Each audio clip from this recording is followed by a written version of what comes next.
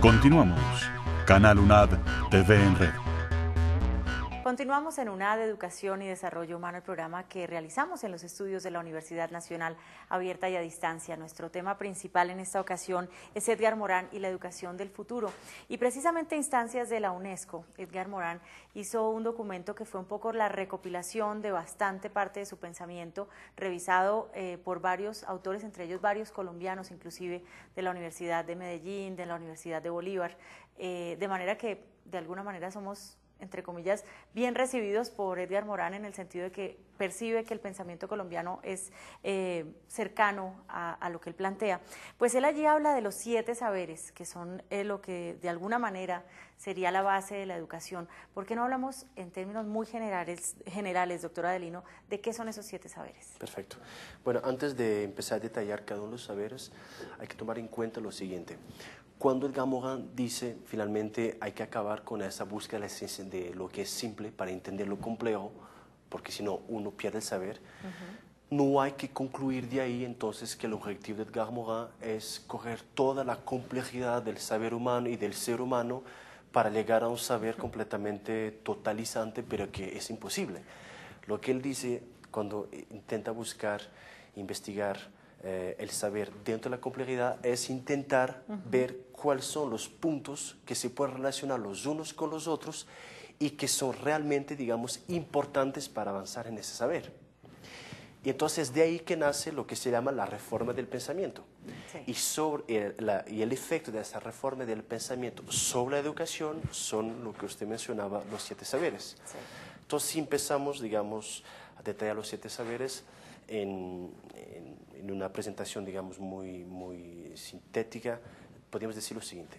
El primero es la afirmación de Edgar Morán, según la cual el conocimiento en la enseñanza general es un conocimiento ciego. Ciego, ¿por qué? Porque se considera, por ejemplo, que un estudiante o un alumno es alguien que no tiene nada. Como no tiene nada, como una tabla rasa. Una tabla rasa. Entonces, el objetivo de la enseñanza es precisamente darle herramientas. Y es ahí donde está esa dimensión ciega, porque un ser humano no es una tabla rasa. Claro. Tiene su historia, tiene su cultura, tiene su, digamos, su personalidad. Entonces, lo que él dice es, hay que empezar a tomar en cuenta esa dimensión. Enseñar no es partir de cero. Como la creación, uno cuando crea algo nunca crea a partir de nada, siempre crea a partir de algo.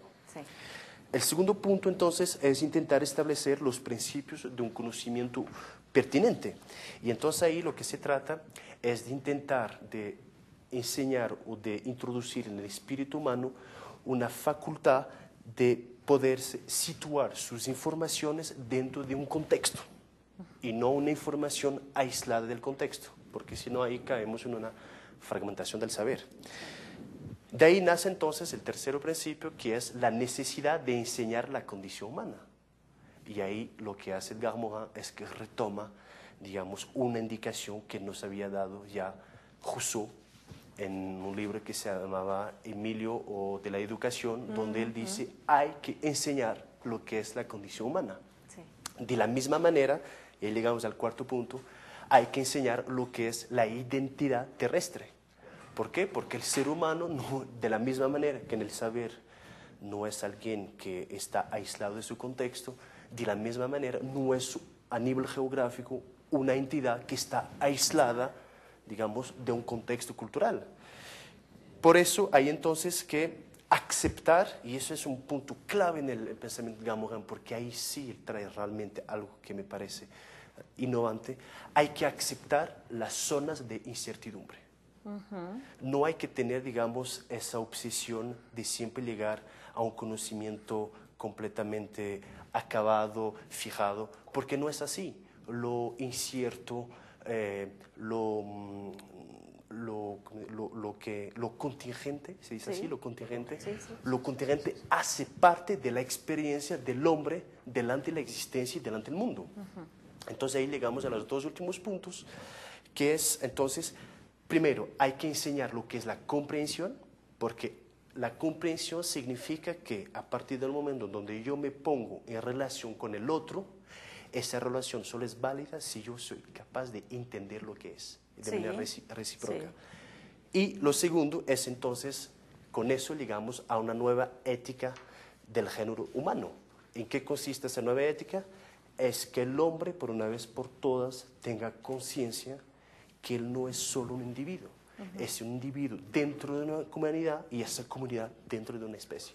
Sí, pues es bien interesante, obviamente, entender estos 7 principios, porque al hacer el acercamiento al pensamiento de él, es, digamos que chocante, conociendo, digamos, el pensamiento que ha sido tradicional, el encontrar como lo que antes se veía como extraño del conocimiento y era el hecho de aceptar que el hombre era un ser humano, tenía historia, tenía familia, tenía problemas y tenía todo lo demás, y él lo primero que dice es, no, eso es parte del ser humano, partamos de allí y justamente avancemos conociendo y respetando esas diferencias.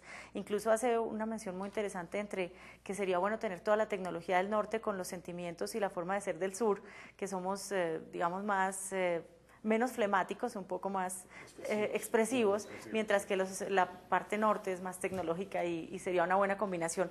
Y yo quiero ya traer justamente este tema a colación en la UNAD. ¿Cómo juntan esas dos partes, el entender al ser humano como ser humano y darle la educación? ¿Cuál es ese ligue entre los dos espacios, la educación y el ser humano en su entorno?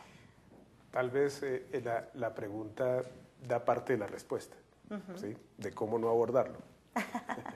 Primero, cuando tú dices darle la educación, lo que se está diciendo es todo lo contrario. Toda la razón. Es decir, cuando, por ejemplo, dentro de las corrientes psicológicas que están en el escenario de la educación, se habla del conductismo, se habla del constructivismo, se habla del racionalismo. Pero también hay una nueva corriente que está muy inspirada en el pensamiento de Morán, que es el postracionalismo crítico.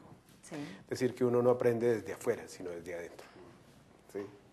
Y que uno lo que tiene como ser humano es una motivación intrínseca, que los dispositivos que estén en el exterior deben de ayudar a que esa motivación no solamente incorpore saber, sino también produzca saber. Sí. ¿Sí? Claro. Entonces, en ese orden de ideas, una organización como la nuestra parte de un paradigma que se construyó hace 150 años, que es el de la educación a distancia, soportada en el autoaprendizaje, ¿sí? A diferencia del otro concepto tradicional de la educación, que está soportado básicamente en la enseñanza. Entonces, el aprendizaje que regula el pensamiento hace que ese pensamiento sea un pensamiento autónomo, que desarrolle posibilidades de aprendizaje significativo. Sí. Es decir, no todo lo que hay en el contexto ni lo que yo tengo puede ser para mí significativo. Entonces, esto es un reto para el aparato educativo, para la transformación de las organizaciones educativas, porque la educación hasta ahora ha sido programada, pensada de una manera tal que sin importar quién es usted tiene que entrar a un aparato educativo donde le dicen qué tiene que aprender, cómo, cuándo, dónde y por qué y para qué. Y de hecho mucha gente muestra sus títulos, ¿cierto? Pero detrás del título a lo mejor no hay mucho, hay un gran vacío. Sí, sí. Entonces la educación tiene que repensarse desde allí. Entonces es cuando Edgar Morán dice, mire, hay que buscar algo que es fundamental y es crear conocimiento pertinente. Pero al lado del conocimiento pertinente hay que buscar reforma de pensamiento. Sí, y en esa reforma de pensamiento, indudablemente, quien tiene una responsabilidad sustantiva a la hora de la autorreforma es la educación.